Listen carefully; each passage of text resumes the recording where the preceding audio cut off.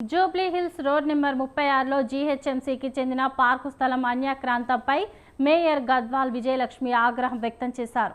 సోమవారం పార్కు స్థలాన్ని డీసీ ప్రశాంతి ఇతర విభాగాల అధికారులతో కలిసి పరిశీలించారు. పార్కు స్థలంలో బయట ఉన్న జీహెచ్ఎంసీ బోర్డును ఓ ప్రైవేట్ వ్యక్తి తొలగించి కూరగాయలు పండించుకుంటున్నట్లు పరిశీలనలో మేయర్ దృష్టికి వచ్చింది.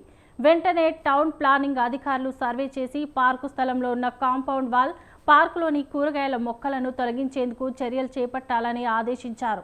జీహెచ్ఎంసీ బోర్డును యథావిధిగా ఏర్పాటు చేయాలన్నారు. జీహెచ్ఎంసీ పార్కు స్థలాన్ని కానీ ఖాళీ స్థలాలను కబ్జా చేసినా, ఆక్రమించినా ఎంతటి వారైనా ఉపేక్షించేది లేదని హెచ్చరించారు. క్రిమినల్ కేసులు పెట్టి వారిపై కఠినమైన చర్యలు తీసుకుంటామని చెప్పారు.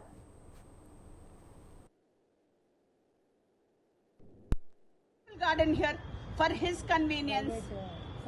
convenience like a farm house laga తయారు చేసుకున్నాడు. అక్కడేమో చెట్లు, ఇక్కడేమో వెజిటబుల్స్ పండిస్తున్నాడు.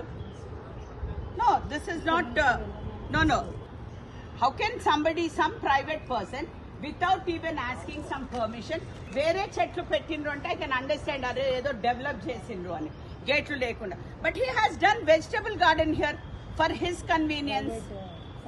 convenience like a farm house లాగా తయారు చేసుకున్నాడు. అక్కడేమో చెట్లు, ఇక్కడేమో వెజిటబుల్స్ పండిస్తున్నాడు.